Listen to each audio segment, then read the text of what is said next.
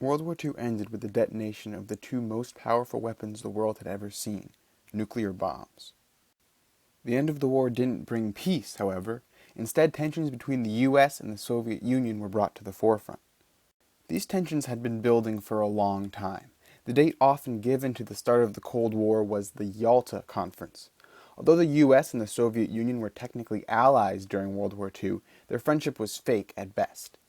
The radically different theories on economics and government led them to deeply distrust one another and led then-President Franklin Roosevelt and then-Soviet leader Joseph Stalin to lock horns over the future of Europe.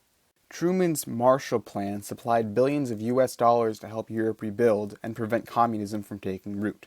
This was part of a strategy called containment, or preventing the spread of communism across the world. Tensions escalated further when the US joined European nations in forming NATO, a military alliance. The Soviet Union responded with the Warsaw Pact, and the world seemed on the brink of World War III. It was around this time that the phrase Iron Curtain came into being, which referred to how the Soviet Union and Eastern Europe had cut themselves off from the rest of the world. In fact, all most Americans really knew about the Soviet Union was that they had atomic bombs and they didn't like Americans.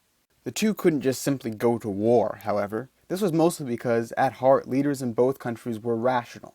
They realized that a nuclear war would spell the end of the world. As a result, Cold War armed conflict took place in a smaller scale in other areas of the world.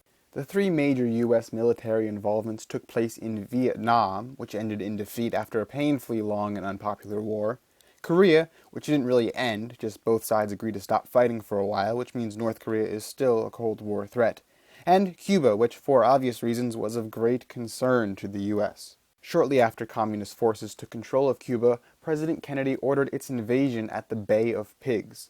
The mission was an immediate and embarrassing failure. The Soviet Union responded by constructing a wall between East Berlin, which was under Soviet control, and West Berlin, which was free, as retaliation for American arrogance. JFK's problems in Cuba weren't over, however.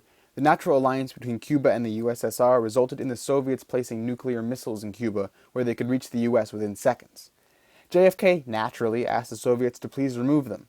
Soviet leader Khrushchev declined.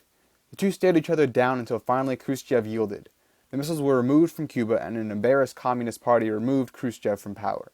The affair did, however, lead to the red phone between the two governments. Around the time this was going on, the Soviet Union launched Sputnik, the first man-made satellite in space. Kennedy was quick to respond. I believe that this nation should commit itself to achieving the goal, before this decade is out, of landing a man on the moon and returning him safely to the Earth. The so-called space race was on, and on July 20th, 1969, the U.S. won as Neil Armstrong became the first human being to walk on the moon. One final thing to know about the Cold War was how it affected American citizens. In addition to the constant threat of being incinerated by nuclear attack, there was also the fear of communist infiltration. Basically, people were seeing red everywhere, which I shall now try to demonstrate by adjusting the white balance. Joseph McCarthy, a U.S. Senator, capitalized on this fear and began accusing various political and military figures of being communists, often falsely. So how did it all end? Well, it turned out that communism, especially the way the Soviets were doing it, is a pretty terrible system. By the late 1980s, the Soviet economy was pretty clearly in the tank, and its political structure was falling apart. Mikhail Gorbachev came into power and started a reform movement that led to this at the Berlin Wall. Mr. Gorbachev, tear down this wall. As well as the collapse of the Soviet Union and the return of the white balance to normal. The largest part became the country we know today as Russia, while the rest was divided into independent nations. And that's how the Cold War happened.